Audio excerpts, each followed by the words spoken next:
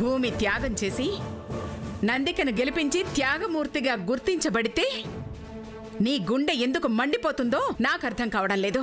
ఒకవేళ ఆ మహాత్మురాలే నిజంగా నువ్వన్నట్టు త్యాగం చేసింది అనుకోక్క, అంత మాత్రాన నీ సొంత మనవరాల్ని అందరి ముందు చులకన చేయాలా అంట? గెలిచిన సంతోషం దానిలో లేకుండా చెయ్యాలా?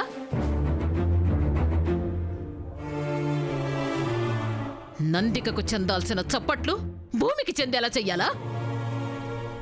అంత పెద్ద మనసు నీకుందేమో గాని నాకు మాత్రం లేదక్క.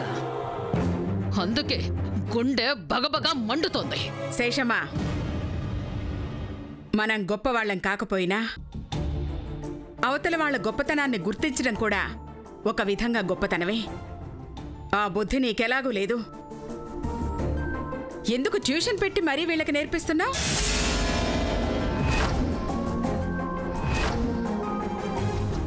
అవంతికెలాగో నువ్వు తయారు చేసిన బొమ్మలా మారిపోయింది. నందికను కూడా ఎందుకు తప్పుదోవ పట్టిస్తావు?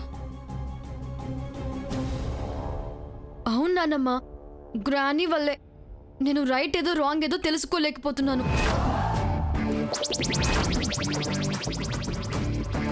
అందరి దృష్టిలో బ్యాడ్ గర్ల్ అయిపోయాను.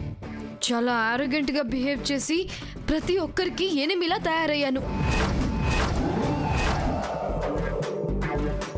నాకు తెలియకుండానే నేను గ్రానీ ట్రాప్లో ఇరుక్కుపోయాను. అది స్టేజ్ మీద భూమి ఓడిపోయినప్పుడే నాకు అర్థమైంది. నందిక, నువ్వేనా ఇలా మాట్లాడుతోంది? నందిక మొదటిసారి అక్షరాలు నేర్చుకున్న విద్యార్థినిలా మాట్లాడుతోంది. మాట్లాడు నువ్వు శేషమ్మా. నిజంగా భూమి గ్రేట్ నాన్నమ్మ. తన దగ్గర డబ్బులు లేకపోయినా ఆ 50,000 వస్తే ఎన్ని అవసరాలు తీరుతాయని తెలిసిన నా ఎగ్జామ్ ఫీజు కోసం కావాలని ఓడిపోయి నన్ను గెలిపించింది. నిజంగా భూమి నా సొంతక్కైతే ఎంత బాగుంటుందో అనిపించింది నానమ్మ. ఒసే ఏం మాట్లాడుతుంది అది? అవంతిక, నన్ను కాదే పిచ్చుకొక్క కరిసింది, నీ కూతుర్ని. ఇది నీకు జీర్ణం కావడానికి చాలా రోజులు పడతాయి శేషమ్మా. చిన్నపిల్ల అర్థం చేసుకోగలిగింది. భూమి గెలిచి ఓడిపోయింది. ఇప్పుడు నందిక ఓడినా గెలిచింది. నందిక, ఈ దారి పూలదారి, శేషమ్మ చూపించే దారి ముళ్ళదారి. ఇక నుంచి నీకేది కావాలో నువ్వే నిర్ణయించుకో.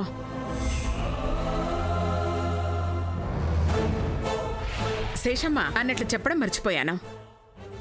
ఈ గదిలోని వస్తువులు నేనొక 1,00,000 రూపాయలు ఖర్చు పెట్టి కొన్నాను. ఆ 1,00,000 నువ్విస్తావా, నీ మేనకోడలిస్తుందా? అప్పు పత్రాలు పంపిస్తాను, సంతకం చేసి పంపించు. గుర్తుపెట్టుకో, నువ్వు నాకు 1,00,000 బాకీ. అమ్మా, అలాంటి వాళ్ళది నిజమైన ప్రేమ కాదు, అది వ్యామోహం. ఎగ్జాక్ట్లీ చిన్నత్త. నిజంగా ప్రేమించుకున్న వాళ్ళు అలా చేయరు. ఎంత మనసు విరిగిపోతే కన్న కూతుర్ని పట్టుకొని మా దృష్టిలో చచ్చిపోయా ఉంటుందా తల్లి? అది సరే అమ్మా, తన కూతురుతో తన మాట అనేటప్పుడు ఆమె మాటల్లో వ్యథ, కళ్ళల్లో బాధ గమనించావమ్మా? పెద్దబాబుకు బర్త్డే విషెస్ చెప్పు కూడా వెళ్ళాం కదా. ఊరికే ఎలా కాలిపోతుంది? మంట పెడితేనో పడితేనో తగలబడుతుంది.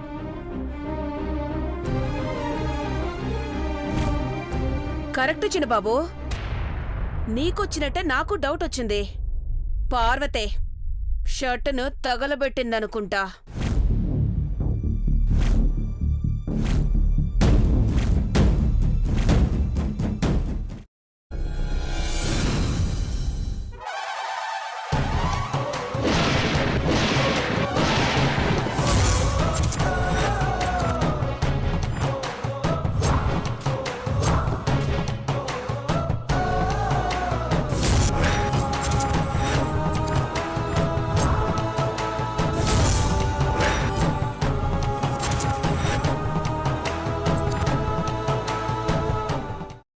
కున్న తర్వాత పొట్టు తీసేసి చాప్ చేసి పక్కన పెట్టుకోవాలి.